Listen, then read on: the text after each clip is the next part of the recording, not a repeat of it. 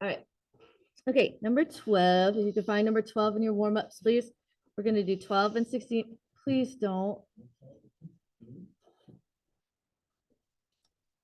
Okay, so first step, draw on your triangle.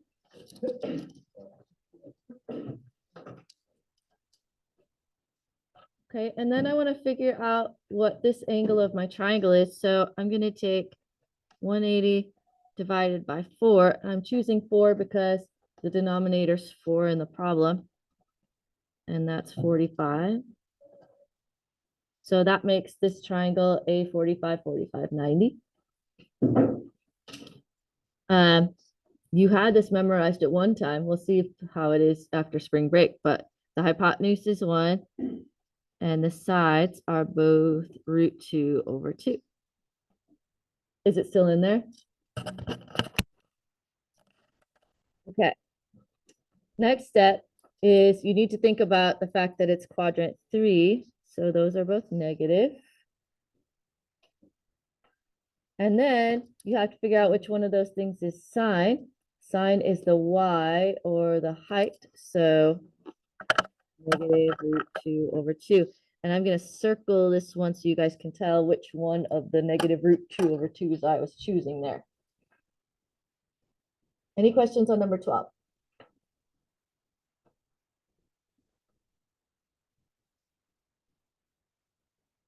You guys okay with 12? Okay, move down to 16 when you're ready.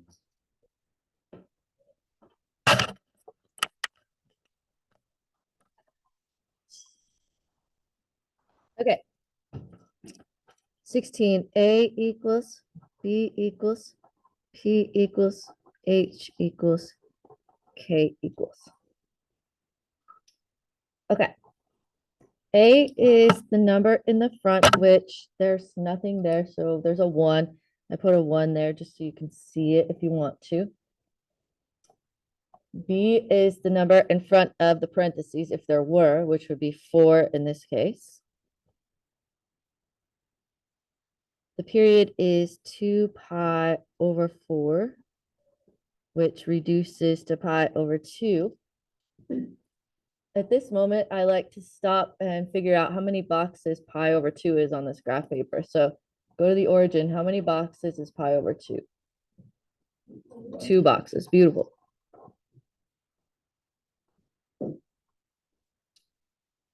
Okay.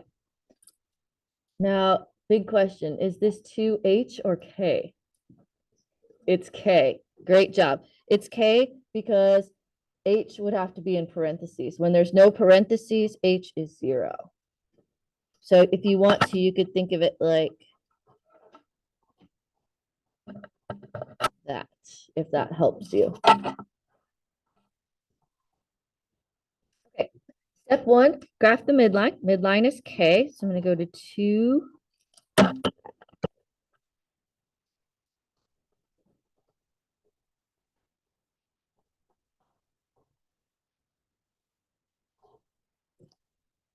So step 1, midline is 2. Step 2 is graph the amplitude is 1. So you're just going to go up 1 box and down 1 box.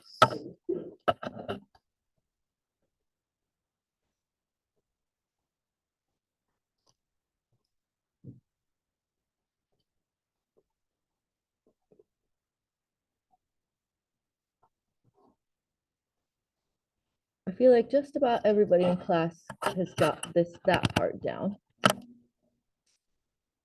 Okay, next step is to graph the locator point, and this is cosine. So the locator point is h comma k plus a, which is 0 comma 2 plus 1, which is 0, 3. 0, 3 is here, and circle.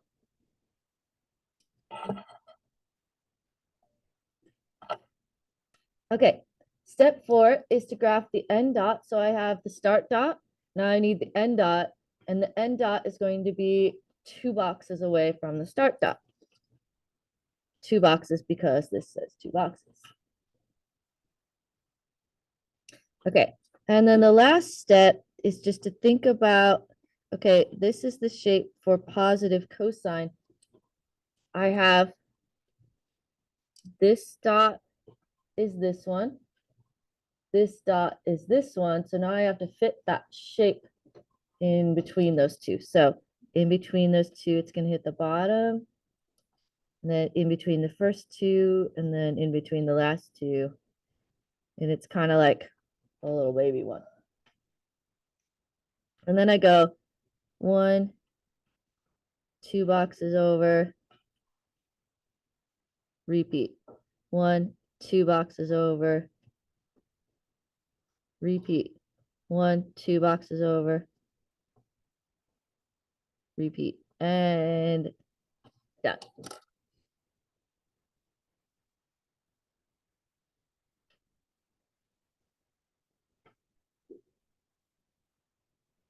Are there any questions about number 16? I feel like people are really starting to get this now, like better than it was. I'm hoping. Maybe it's just, teacher hope over here, but I really feel like it's better. Okay. Now, can you please find last night's homework, the post-spring break worksheet?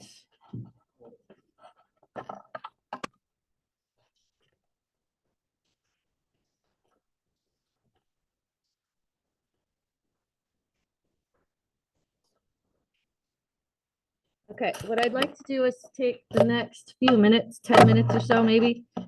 I spent too long first period, clearly. Taking questions on this worksheet. What questions do you have?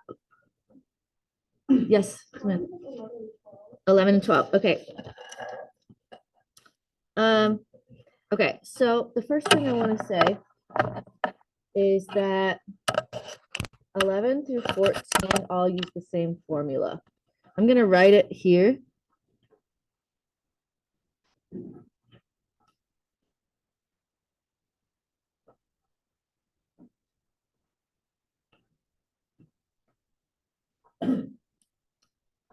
We wrote this formula down at the end of number 85. We also did notes on it right before number 94. So if you're looking for that, all 4 of these problems I have on the screen right here all use that same formula. So I'm going to just keep it here. Okay, now number 11. Actually, let's do number 12. Actually, we're going to do number 11, and then I'm going to start you with number 12. Okay, do you see how there's 3 different things in the formula? So you need 3 different things to be able to evaluate. By the way, for the whole class, evaluate just means find the sum. Okay, so what is the first term in my series? -2. Okay, R is the multiplier. What is this multiplying by? -3 each time. And N is the number of terms, which is 7. Okay, so sum equals -2 times -3 to the 7 minus -2. In the calculator, I'm going to put +2 here just because it's easier. Over -3 minus 1. Okay, and I think I told you guys, I want you to put parentheses around the top and parentheses around the bottom. So -2 times -3 to the 7. And then I'm going to put +2 here. Is that okay with you? And then divided by -3 minus 1, -1094. Was that the answer by chance? Okay, good. Okay, now I'm not going to do number 12 for you, but I will tell you that when it's written in summation notation, this is the first term. I can tell it's the first term because it's got the -1 on it. If it didn't have the -1 on it, this would be term 0, but that's term 1. This is the base of the exponent, which means it's the multiplier R. And then N is how many terms? This is going from 1 to 7, so that means there's 7 terms. and then you just plug it in. Does that make sense? Okay. You just multiply it one time to get the first term. Perfect. Excellent question. Okay, anything else? Yes. 9? Okay. First thing I want to say is that all 4 of these use the same formula. Sum equals n over 2, first term plus last term. And Roxy, for you especially, I know how smart you are. So I think that your issue with this was probably just the notation here. Okay, so I'm going to write sum equals n over 2, first term plus last term. Okay, the sum is this thing, which says S sub n. In CUDA language, that means sum. Okay, and I'm going to leave that a letter because it says determine the number of terms n. So I know that's going to be the variable. T1, in CUDA language, they write it A1. So 14. And then Tn, in CUDA language, they write An. Okay, so now 4770 equals n over 2 times 318. And then I'm going to do 318 divided by 2. 4770 equals 159n. And then divide both sides by 159.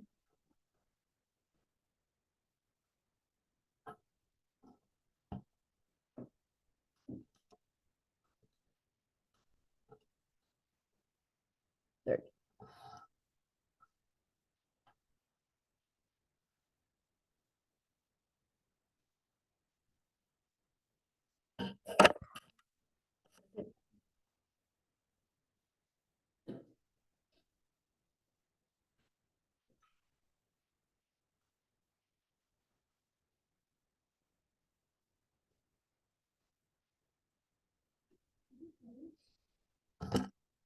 I can start 30.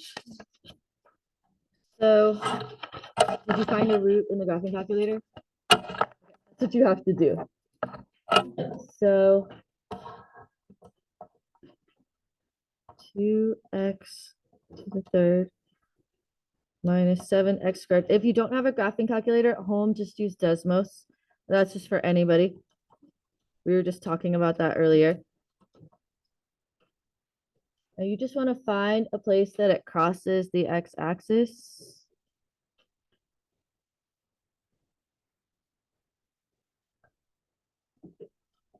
Maybe it doesn't. Oh, that's not a good scale for me. Hold on.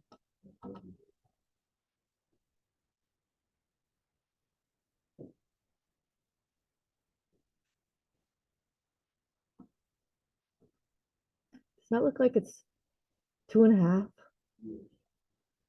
It is 2.5? 5 over 2? Okay. All right. So, all right. I'm going to put x equals 2.5. I don't love this. This is spicier than I would ever give you to find a root for sure. But then you would do polynomial division with that. Does that make sense? And then probably quad formula. I'm thinking from looking at it. It is quad formula from people who already did it. Yes. Okay. You're looking at me with very unhappy faces that I gave you quad formula. I'm not going to do the whole thing. I just wanted to set it up and then put that at the bottom and then do the division. That's gross. Jeez, Mrs. Talbot. Anything else?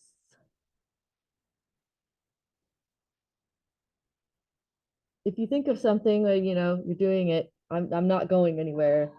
So you could ask me after today. It's not like I won't answer your questions. So, okay. So set that aside for a second, please, or not for a second. Set that aside, please.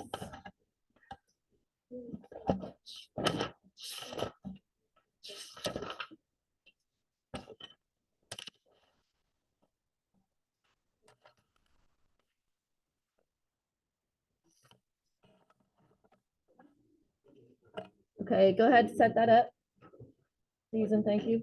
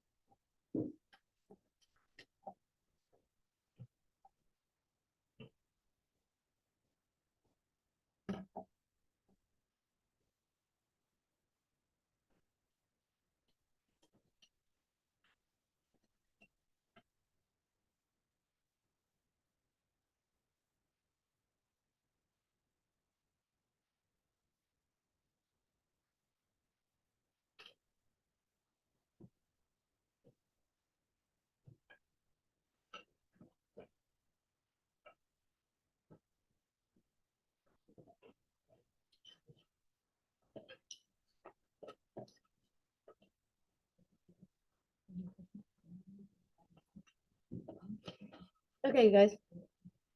All right, let me show you the agenda real quick. One second. One second. One second. Okay.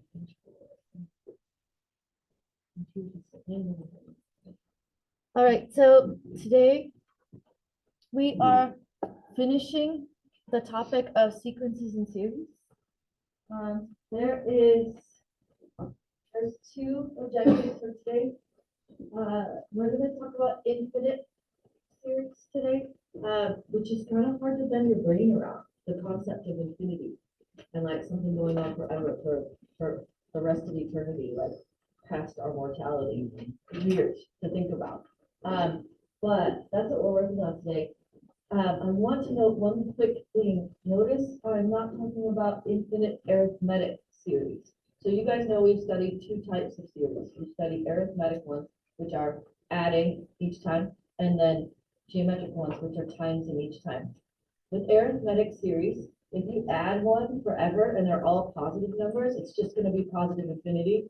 If you add one and they're all negative numbers, it's just going to be negative infinity.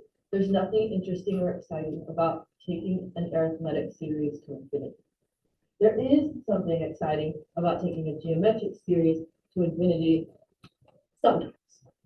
So we're going to figure out the sometimes. That's the first bullet point. The second bullet point is how do we calculate what that would be? Which is, it's fun. It's weird for your brain. I don't know if you guys have ever considered the fact that there are infinite number of numbers between 0 and 1. Let me prove it to you. 1/2, 1/3, 1/4, 1/5, 1/6, 1/7, 1/8, 1/9. I could go on, but that denominator can go to infinity. And there's an infinite number of numbers between 0 and 1/2, and an infinite number, anyway. I had to take classes for number theory in college. Anyway, this is one of my favorite jokes. It's the fish says, me asking my math teacher for help, and then Mr. Krabs says, you learned this last year. Yeah, good stuff, good stuff. Okay, and that was the homework, by the way.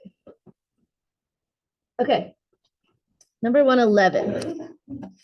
I printed it out so that we could be faster than me switching it. Bouncing ball. Imagine lying on the ground, tossing a ball straight up 10 meters. This, by the way, this lesson is straight off of the bouncing ball activity from Math 1, where you bounced the ball and you recorded how far up it came. What? Yeah, rebound ratio. Okay. Imagine lying on the ground and tossing a ball straight up 10 meters. When the ball gets back to you, how far has it traveled? No, it went up 10 meters and then it comes back to you. 20 meters. Okay. Now I have a lot of visual learners in my classes, so I put this line here on purpose because I was thinking it would help everyone if we drew a little diagram of our ball bouncing. So our ball went up 10 meters, back down 10 meters. So there's my diagram showing where I got the 20 meters from. Okay, everybody good with that? All right.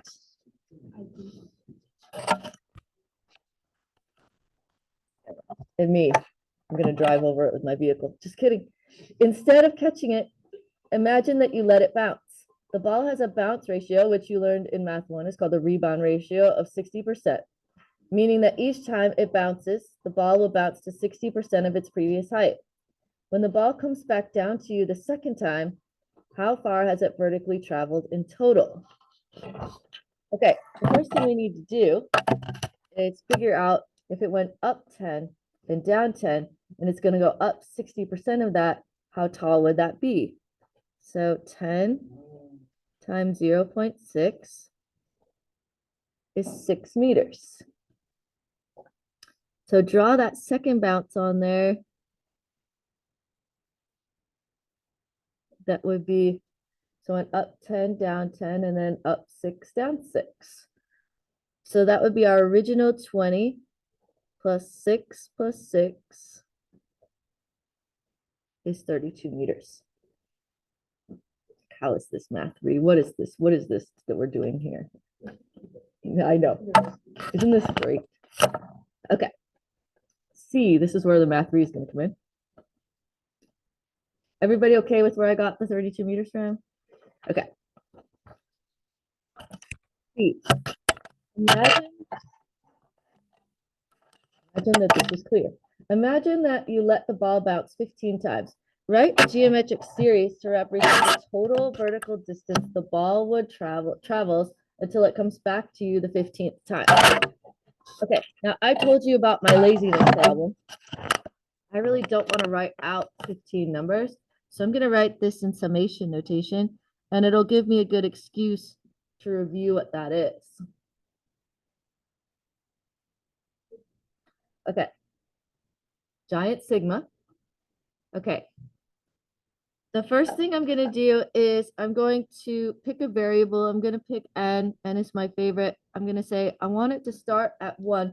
This is bounce 1, by the way. And you have to pretend that it's going out to 15 bounces, what the problem said.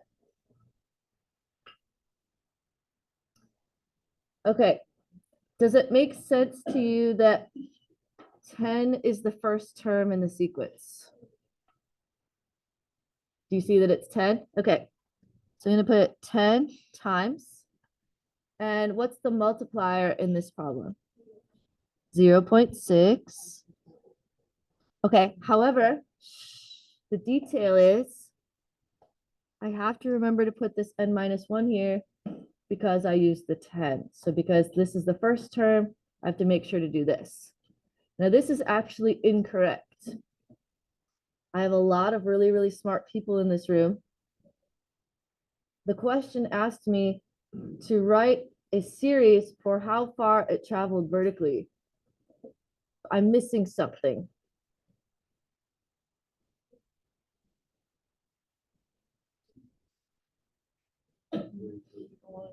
What? What?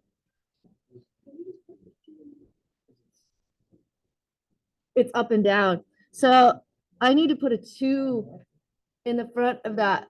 The reason is because if I do this, it's only the ups. It's not going to count the downs. Because this is really 10, 10, 6, 6, whatever, whatever, whatever, whatever. Okay, so that 2 is going to cover me. Okay, and then D says, what is the total distance the ball will travel up and down? That's going to be a sum.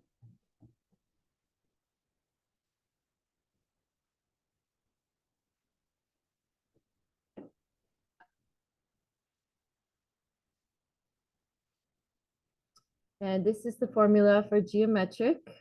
Wanted to write it down in your notebook again. If we have it in a bunch of places, then hopefully you'll be able to find it when you need it. Okay. First term was 10. Multiply 0.6. N is 15. Minus first term over 0.6 minus 1. Okay, what should I do in the calculator to make sure that I get the correct answer? Parentheses.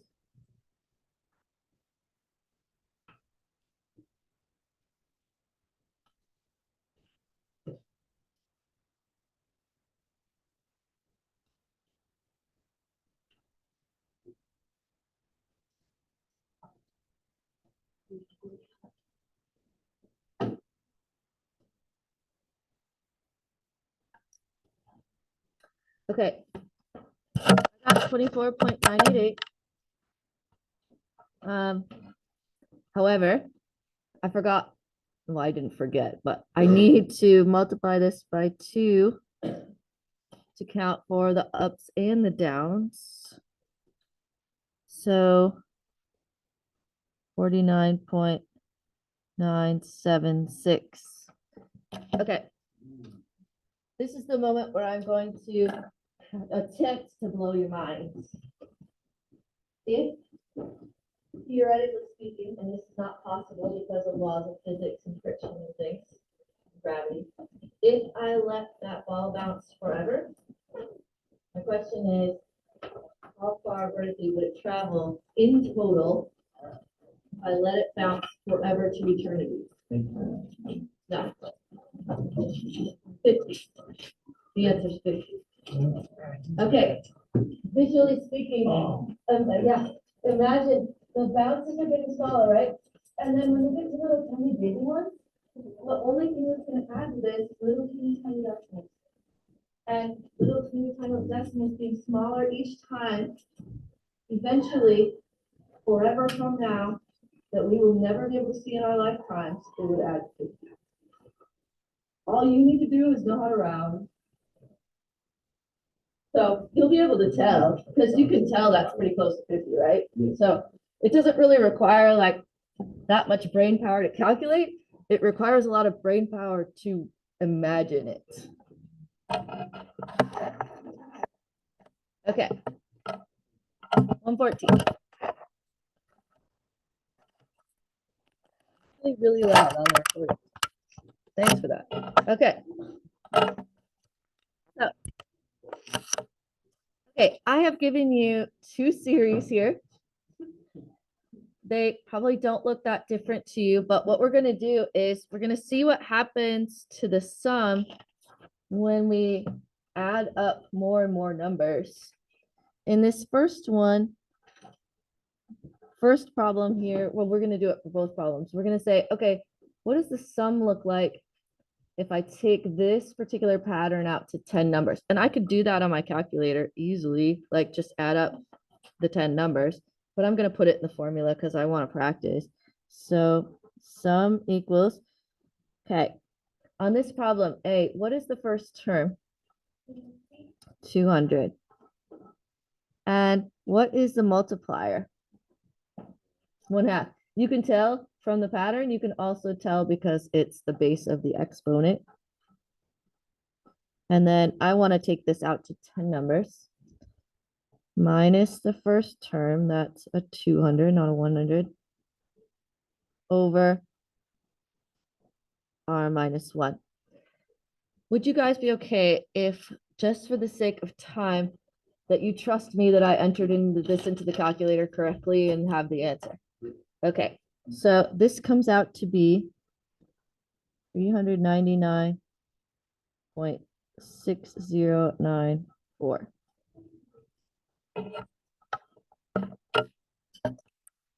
Okay, what is that crazy close to? Right, okay.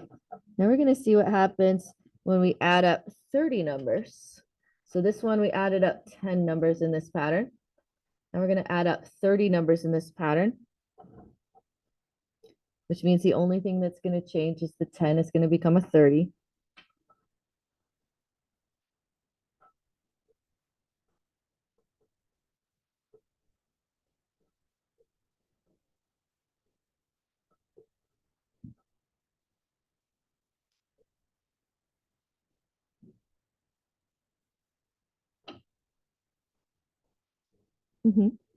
Sure.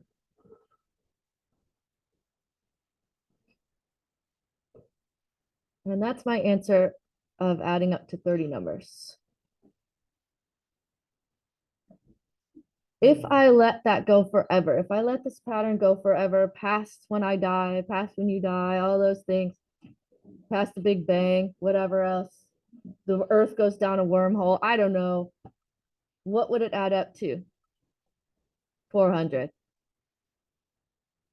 Okay. So now we're going to test this one. So this one we tested, we can tell if we let it go forever, it's going to add to 400. We don't really need to bend our minds around forever. All we need to do is be like, oh, this is super close to 400. Okay, now this one. We're going to do n equals 10 again. So the first term is 16. The multiplier in this one is harder to see, but luckily I gave you the equation over here. So it's 3 over 2 to the 10 minus 16.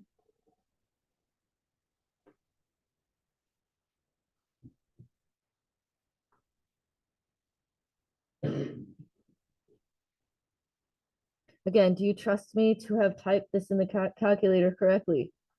Okay, so the sum, why did I write it? I write sum. I didn't write it for any of the other ones.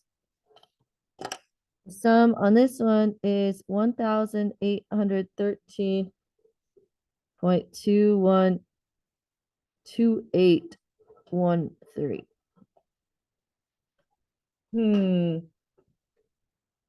It's kind of inconclusive. Do you think that you can tell if it's approaching a number? It's not as easy to tell. Okay, so we're going to test again. We're going to go out to 30 numbers.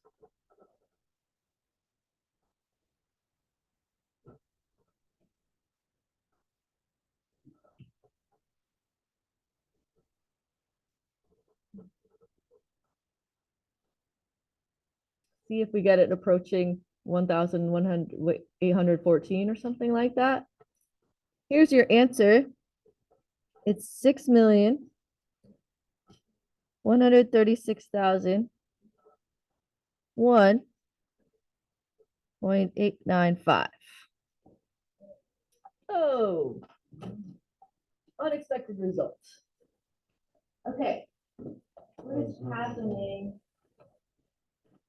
What is the fundamental difference between these two series?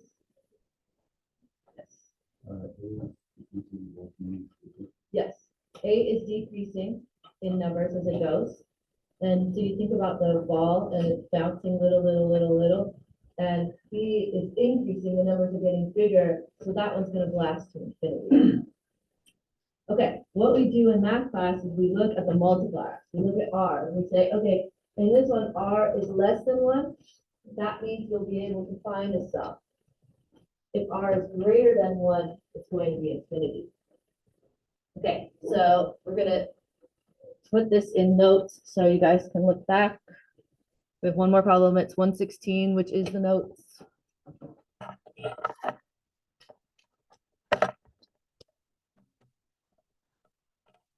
Which I'm going to finish this period. It's going to be awesome.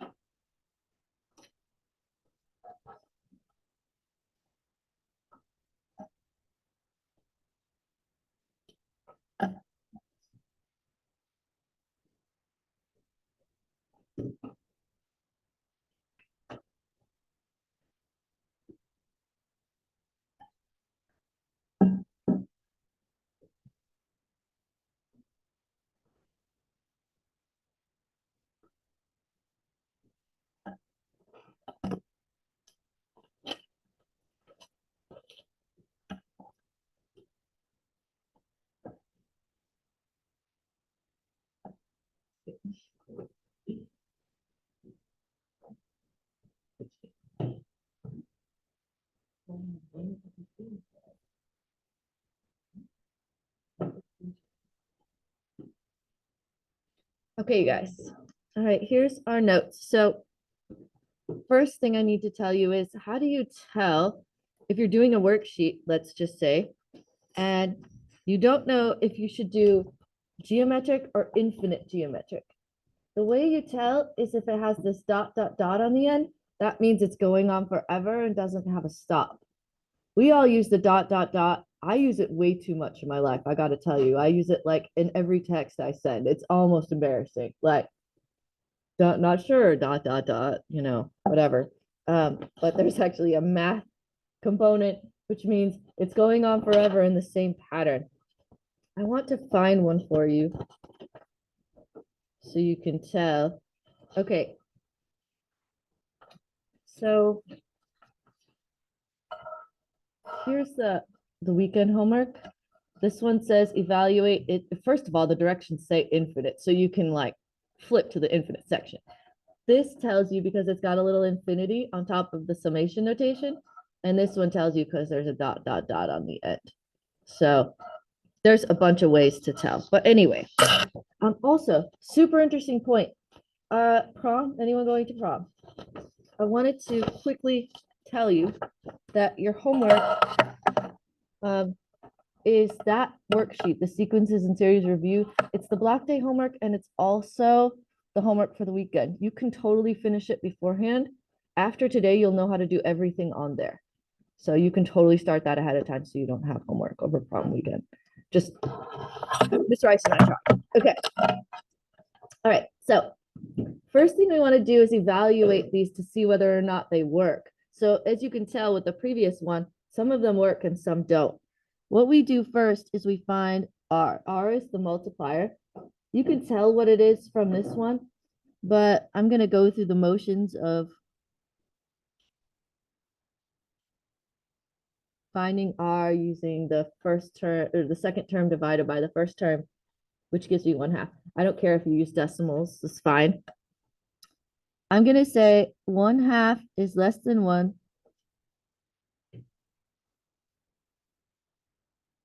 So a sum exists. This is the one where the numbers are getting smaller and smaller. So that means we'll be able to find the sum. Do you guys all know that this sum is going to be 400 already? Because this is the same problem we just did a minute ago. Okay, how do we get that 400 without plugging a bunch of stuff in? There's actually a formula. It's my favorite formula of the chapter because it only has 2 things that you have to put in it, and it's tiny. Okay, so first term is 200. 1 minus 1/2. Again, do the parentheses if you want to do this on the calculator, but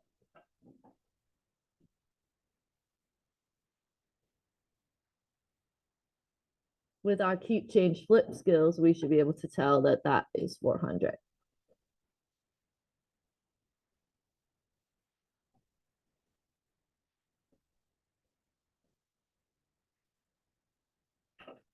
Okay, now this guy.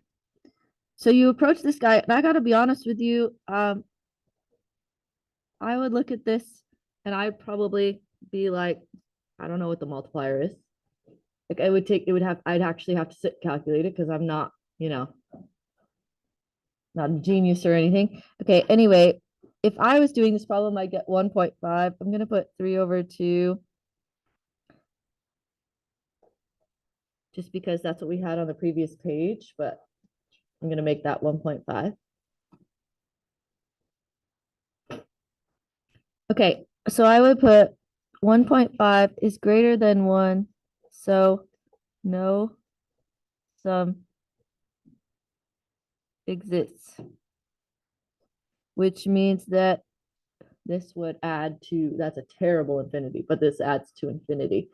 You don't actually do the problem. You can't find the sum. You can't do the formula. This is like, you remember back in the day when you had a negative under a square root, you just wrote no solution? Like that's this. This is like, oh, I'm out. I don't have to do I in the quad formula or anything. I'm stepping out. I'm done. It's great. And I have to tell you, I'm not going to tell you in calculus, oh, you know that day that I told you and I was lying and now there's a way to do it. No, it's infinity. Okay, last thing is summation notation. We can't do summation notation for this one because the sum doesn't exist. It's just infinity. So we're just going to do summation notation for the one we can.